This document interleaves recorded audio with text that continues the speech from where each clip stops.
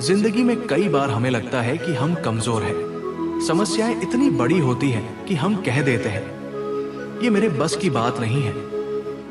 कभी पढ़ाई का दबाव, कभी परिवार की जिम्मेदारियां, कभी बीमारी और कभी असफलता हमें रोक देती है। लेकिन आज परमेश्वर का वचन हमें एक नई ताकत और नई हिम्मत देता है। फिलिपियों 4 अध्याय और 13 पद में लिखा है, जो मुझे सामर्थ देता है उसमें मैं सब कुछ कर सकता हूं। इसका मतलब है कि मेरी सफलता मेरी ताकत पर नहीं, बल्कि मसीह की सामर्थ पर निर्भर है। जब मसीह मेरे साथ है तो कोई भी मुश्किल इतनी बड़ी नहीं कि मैं उसे पार ना कर सकूं। सोचिए, पौलुस ये वचन तब कह रहा था जब वो जेल में था। हालात कठिन थे, चारों ओर बंदिशें थी, लेकिन उसके विश्वास की आवाज ये थी, मैं सब कुछ कर सकता हूं। यानी ये भरोसा कि चाहे परिस्थिति कैसी भी हो, मसीह की सामर्थ उसे जीत दिलाएगी। बाइबल में दाऊद को देखिए, एक छोटा सा लड़का जब गोलियत जैसे विशाल योद्धा के सामने खड़ा हुआ तो इंसान की नजर में वो हारने वाला था।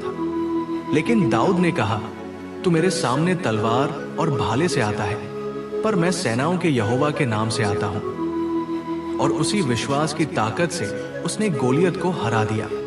क्यों? क्योंकि दाऊद जानता था कि असली सामर्थ उसके भीतर नहीं, बल्कि परमेश्वर में है। आज भी यही सच्चाई हमारे लिए है। जब हम सोचते हैं कि हमसे नहीं होगा, तब यीशु कहता है, मेरे बिना तुम कुछ नहीं कर सकते।